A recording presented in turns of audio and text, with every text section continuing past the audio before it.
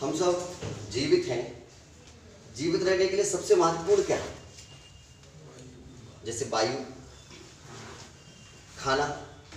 वायु भी जरूरी है और खाना भी जरूरी है, दोनों के बिना हम नहीं रह सकते। हम सब खाना तो खाते हैं ना। खाना में क्या होता है? खट्टा, मीठा, कड़वा, कसायला, चरपरा, बहुत सारे होते हैं। इसमें हम एक देखते हैं मीठा। मीठा खाते हैं जैसे शर्करा, चीनी, शुगर बोलते हैं। शर्करा देखा आपने किससे बनती है? चीनी किससे बनी?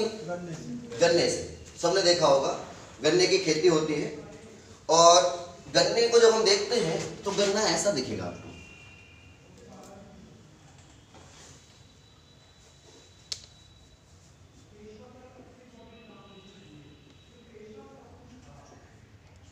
इस तरीके से गन्ना दिखेगा। इसमें बीच बीच में सर्कल्स होंगे, राउंड होंगे, जो क्या कहलाते हैं? हमारी भाषा में इसको बोलते हैं हम पोर, जबकि वास्तविक हिंदी भाषा में क्या बोलते हैं? पर्व। पर्व का अर्थ क्या होता है? जोड़ना। जो दो हिस्सों को जोड़े वो क्या है? पर्व। इसी पर्व को हम बोलते हैं संधि। संधि क्या है? जोड़।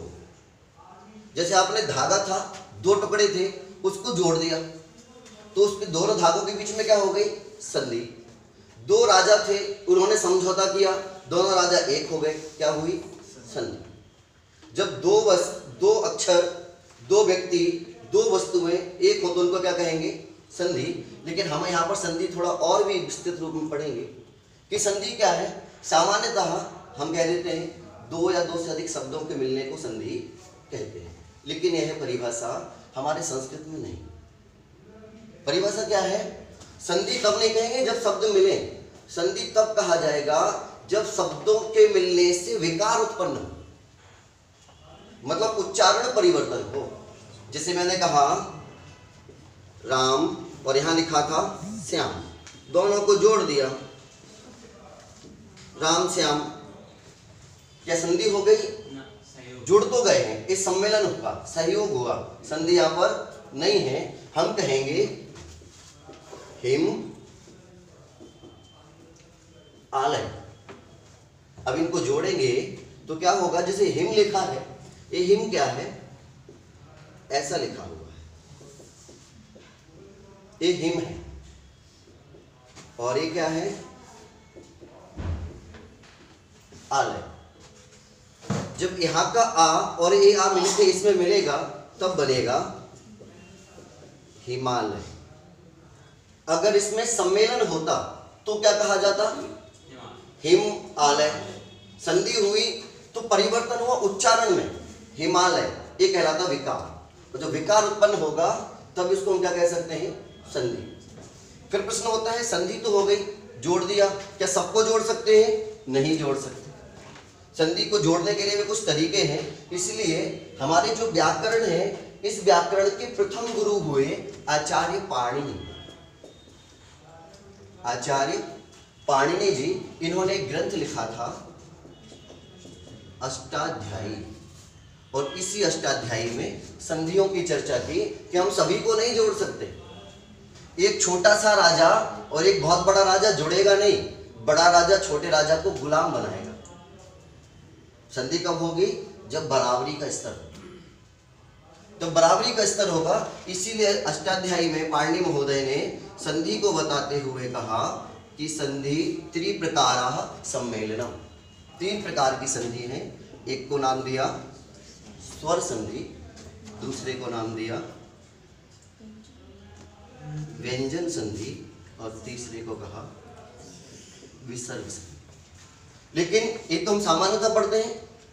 अष्टाध्यायी में पाणिनि महोदय ने स्वर संधि को कहा अच संधि और व्यंजन संधि को कहा हल संधि। ऐसा क्यों कहा?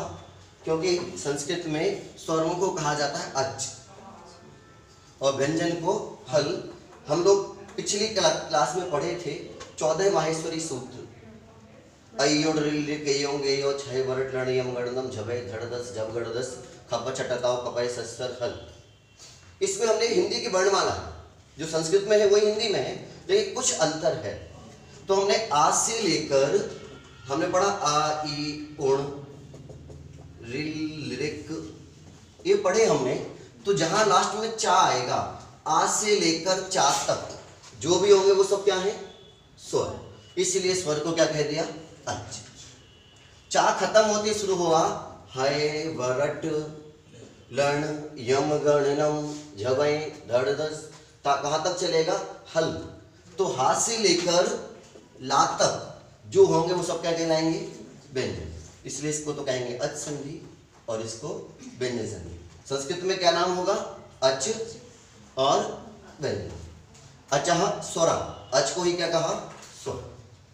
अब जैसे स्वर संधि की हम यहां पर बात करेंगे तब क्या होगा, स्वर के साथ स्वर जब मिलेगा तब स्वर संधि।